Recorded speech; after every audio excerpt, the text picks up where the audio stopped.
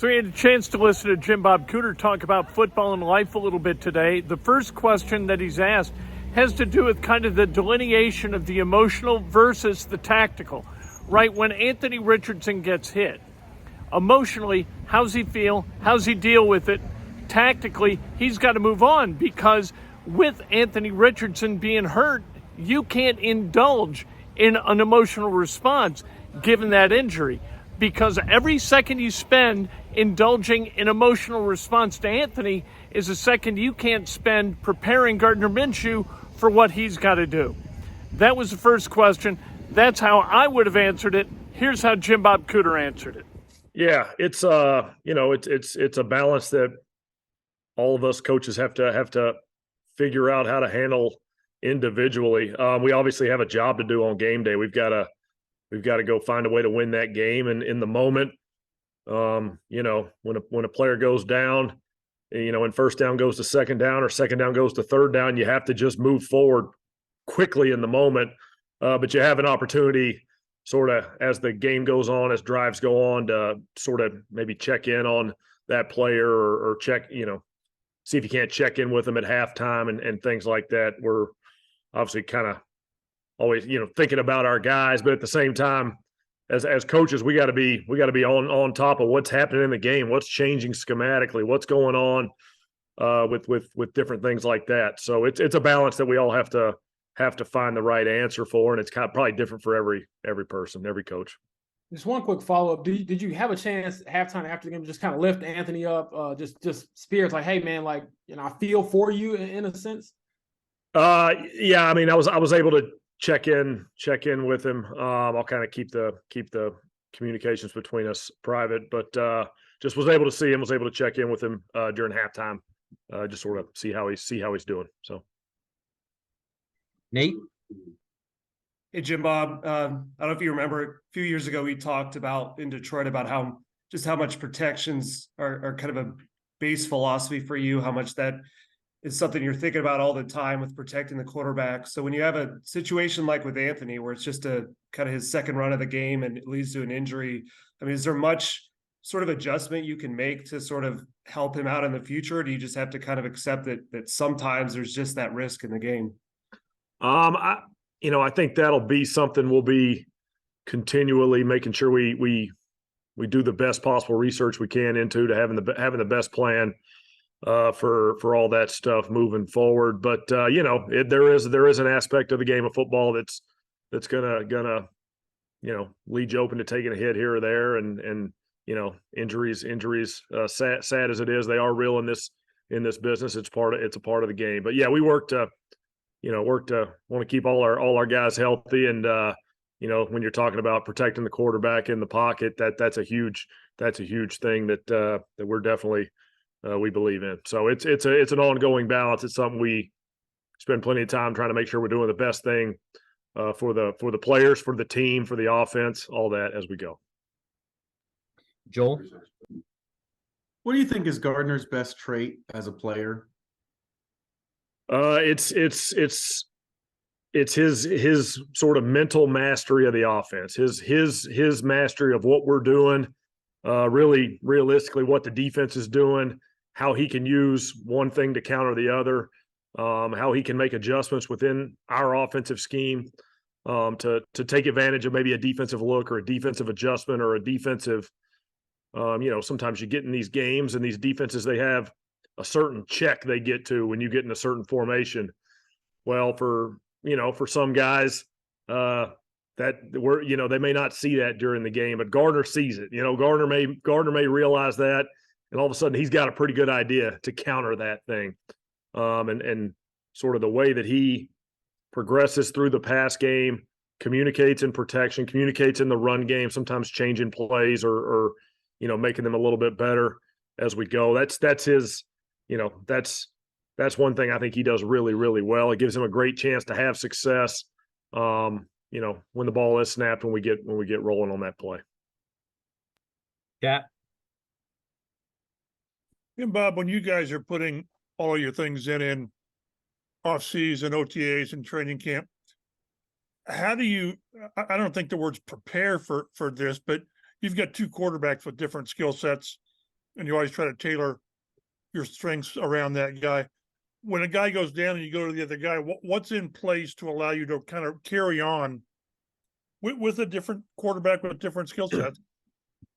Yeah, good. It's a really good question. It's something that we have to be aware of in the off season, and I think we try to have an eye toward that as we were putting the offense together, putting the offensive sort of install in for the players in the off season and training camp.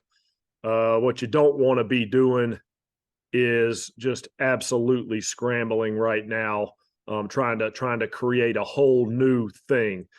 So at certain points in the off season, I probably told you guys that, gosh, these installs are pretty big. We're making the players learn a lot. That's a little bit of off-season football anyway in the NFL. But, we might have put a few extra concepts in so that we would have some comfort with multiple sort of, be it pass concepts, run concepts, screens, all that good stuff. We would have the ability to play the way we needed to play to give ourselves a chance to win on offense. And like I said, give credit to our players for really diving into the mental aspect of that thing. Which was sort of substantial in the offseason, but that's a little bit of that's the NFL life. So we put a bunch of stuff in so that, hey, gosh, Anthony's down, Gardner, you're in. Hey, maybe there are a few plays on the call sheet that we're maybe not gonna emphasize with Gardner, but maybe there's some other ones that, gosh, he's really good at these. Let's bring these up. Let's get these going. And it's things our guys know, things we can adjust to pretty quickly.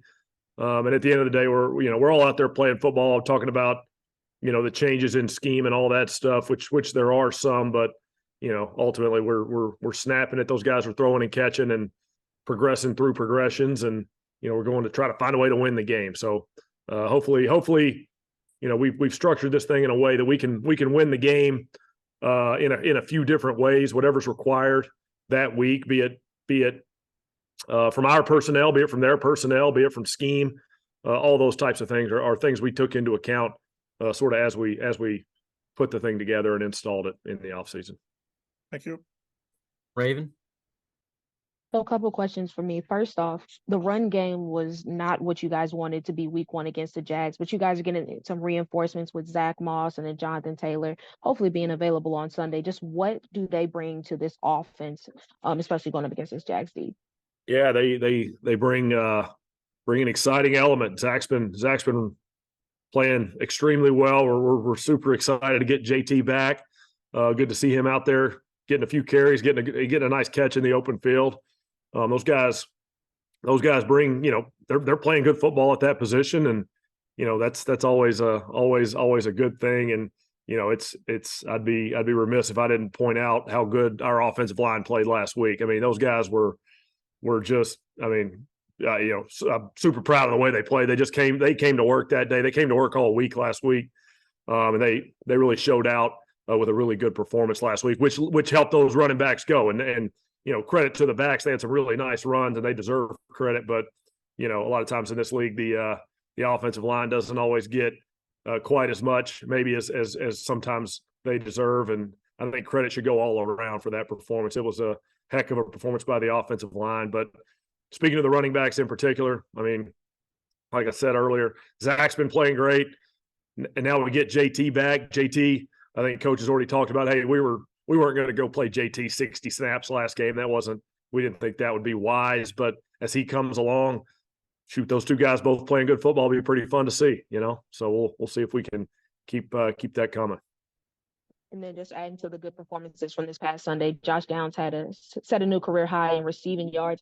After the game, Shane Steichen mentioned just how he has a natural feel for the game. So with your experience for a quarterback, how big is it to have somebody in that receiving core who you can trust to get open and make those catches in the open field?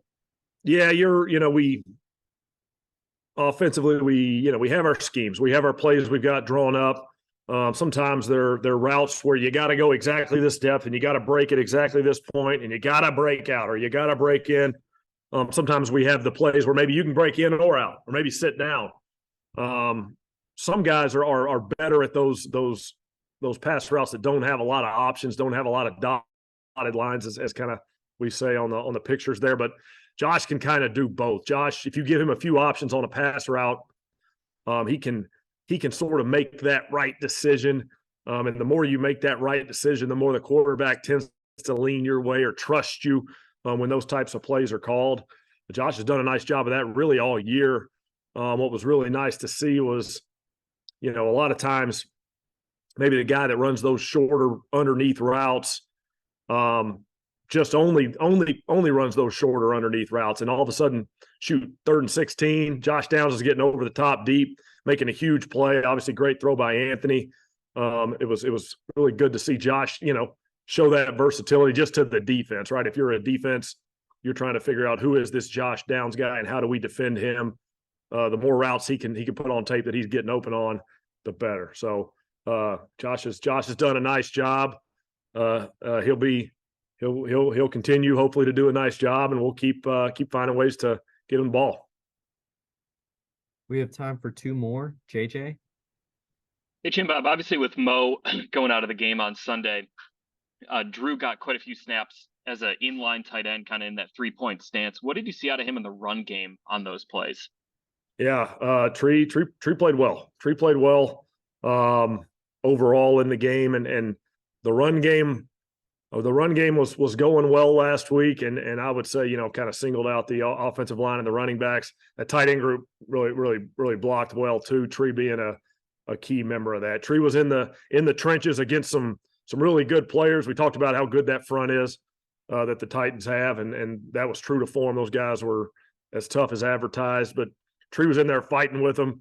A lot of times you're at the tight end position, sometimes you're one-on-one with a guy that's a little bit bigger than you, and you're fighting to control some space or control a gap, as we call it. Tree fought the good fight there. Tree was competing kind of as well as we could hope he would. It was really encouraging to see. Obviously, Mo's done it around here for a long time. You guys have seen him do it for a long time. And it was good to see Tree's done it a little bit, but he, like you said, got a few extra reps, right? Got a few extra reps. And I would say sort of made the most of it. Last one, Kevin.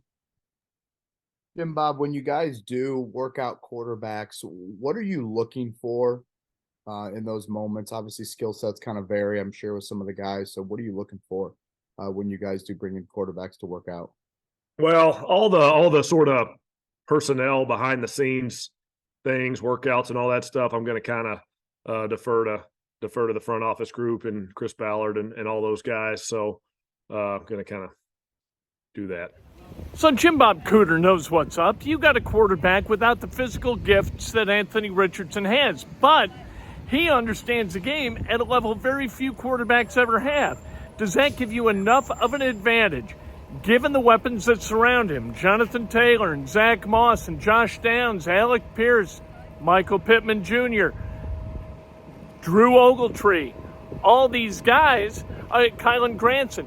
Are you going to be good enough to outscore a team with Trevor Lawrence, with Calvin Ridley, with Christian Kirk, with Travis Etienne? That's kind of the question, and I know the question that you're asking. Why in the hell are you in Bloomington, Indiana, talking about the Indianapolis Colts? Hey, on a day like this, where do you want to be? I want to be in Bloomington, so here I am.